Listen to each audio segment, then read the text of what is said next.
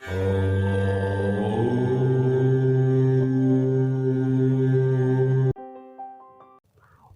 नमस्ते मित्रों। सत्यार्थ प्रकाश के प्रथम समोल्लास की इस कक्षा में आप सभी का स्वागत है। हम लोग ईश्वर के नामों के ऊपर चर्चा कर रहे हैं और आज जिन नामों को हम लोग लेंगे वो बड़े ही महत्वपूर्ण हैं। उनमें से पहला नाम आता है अंतर्यामी। आखिर परमात्मा को अंतर्यामी क्यों कहा जाता है? इसके संबंध में ऋषि दयानंद लिखते हैं कि अंतर्यंतुम नियंतुम शीलम यस्य सो अंतर्यामी, यानी जो सब प्राणी और अप्राणी रूप जगत के भीतर व्यापक होके सबका नियम करता है, इसलिए उस परमेश्वर का नाम अंतर्यामी है।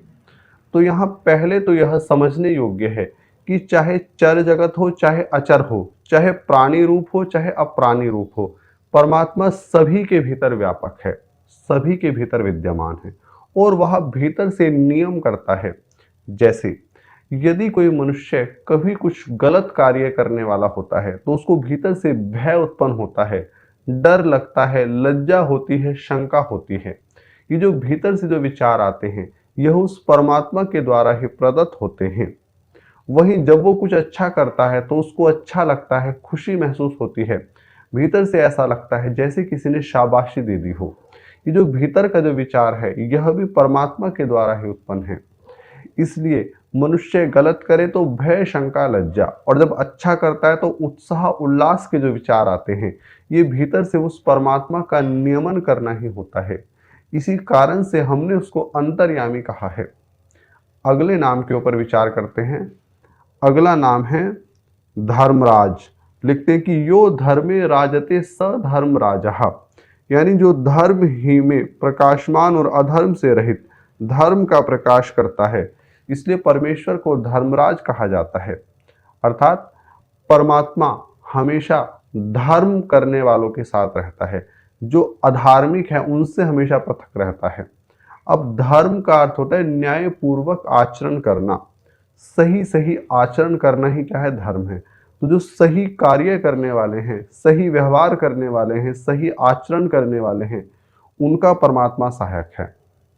और जो दुष्ट आचरण करते हैं, हिंसा, चोरी आदि गलत कार्य करते हैं, परमात्मा उनकी सहायता कभी नहीं करता। और यदि हम चाहते हैं कि हमें परमात्मा की प्राप्ति हो तो उसका एक ही मार्ग है और वो है धर्म का मार्ग। यदि हम धर्म करेंगे तो परमात्मा हमको प्राप्त हो जाएगा। इसलिए कहा गया है कि वो धर्म ही से प्रकाशित होता है। इन कारणों से हमने उसको धर्मराज कहा है। यदि हम आगे विचार करें तो आगे आता है यम। यम के संबंध में ऋषि दयानंद लिखते हैं कि यमु उपरमे, इस धातु से यम शब्द बना है।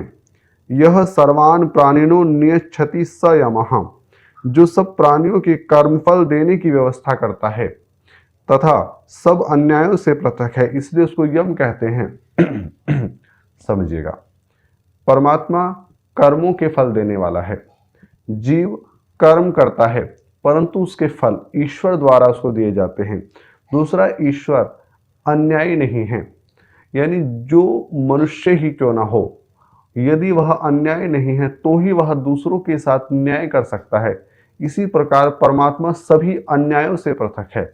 ऐसा नहीं है कि कोई उसको बलि देके, कुर्बानी देके या कोई अनुष्ठान करवा के उसको न्याय के पथ से अलग कर दे और उससे फल ले ले, ऐसा नहीं है।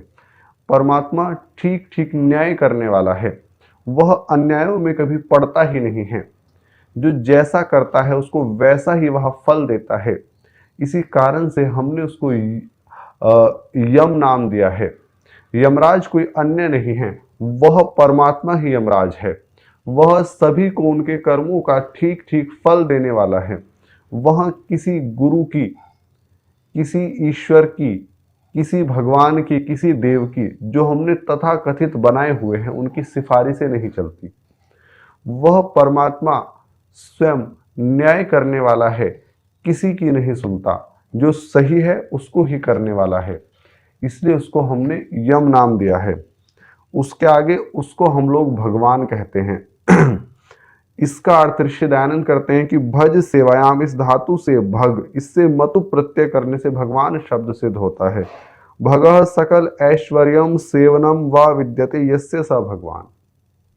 यानी जो समग्र ऐश्वर्य से युक्त व भजने के योग्य है, इसलिए उसको हम लोग भगवान कहते हैं। देखो, इस संसार को उत्पन्न करने वाला परमात्मा ही है। इस संसार को मूल प्रकृति से बनाने वाला परमात्मा ही है। अतः चाहे सोना हो, चाहे चांदी हो, चाहे हीरे ही क्यों ना हो, सभी का निर्माण करने वाला ईश्वर ही है। इसलिए ये सब का सब उस परमात्मा का ही है। इसीलिए इसको भगवान कहा गया है, क्योंकि वह समग्र ऐश्वर्य से युक्त है।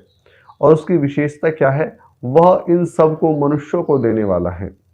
तो सभी का स्वामी होने से, समग्र ऐश्वर्य से युक्त होने से और उसको मनुष्य को देने से वह परमात्मा भगवान कहलाता है।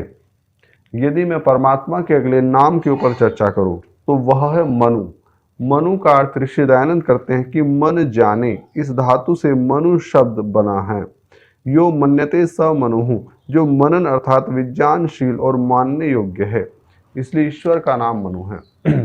अर्थात परमात्मा जो कुछ भी करता है, कोई भी कार्य उसका क्यों ना हो, सब विचार पूर्वक करा जाता है, सब मनन पूर्वक करा जाता है। वह ऐसा नहीं है कि बिना विचारे कुछ भी कर दे। वह वेदों के अंदर भी इस बात को कहता है कि विचार पूर्वक ही कार्य करने चाहिए। यदि हम कहते हैं मनुर्भव, वेद कहते हैं मनुर्भव, तो इसका इतना सही अर्थ है कि मनन पूर्वक कार्य करे। वो परमात्मा स्वयं भी विज्ञानशील अर्थात विशिष्ट ज्ञान से युक्त है, विचार पूर्वक कार्य करने वाला है। और वह मनुष्य से भी यह आशा रखता है कि मनुष्य सोच समझ कर कार्य करे। आखिर उनको बुद्धि दी ही इसलिए है कि वो विचार कर सके। यदि कोई अकल के ऊपर दखल नहीं देता तो वह मनुष्य कहलाने के लायक ही नहीं है। इसलिए विचार पूर्वक कार्य करना चाहिए। और परमात्मा स्वयं भी विचार पूर्वक कार्य करता है, इसलिए उसको मनु कहा जाता है।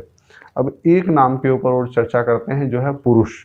लिखते कि प्रिपालन पूर्ण योहो, इस धातु से पुरुष शब्द सिद्ध हुआ है।